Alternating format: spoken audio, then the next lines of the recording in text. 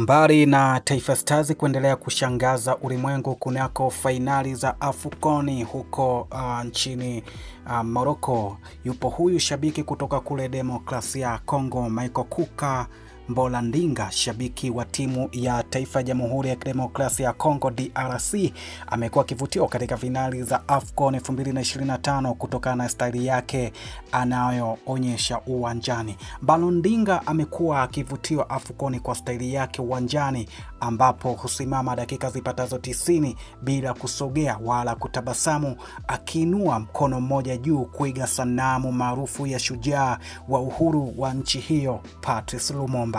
Ishara hiyo ni heshima kwa Lumumba, waziri mkuu wa kwanza wa nchi hiyo na kinara wa uhuru aliyekuwa mwaka 1961.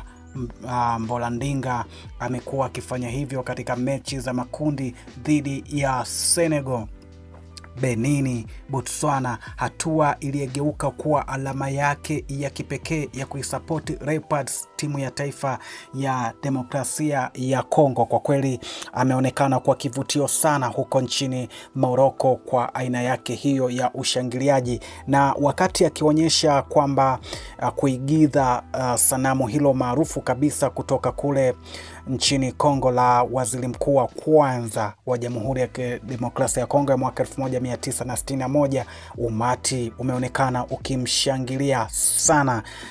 Una mtazamo gani? Tunaomba uendelee kutufuatilia kwa ajili ya kupata dondoo mbalimbali za kimichezo.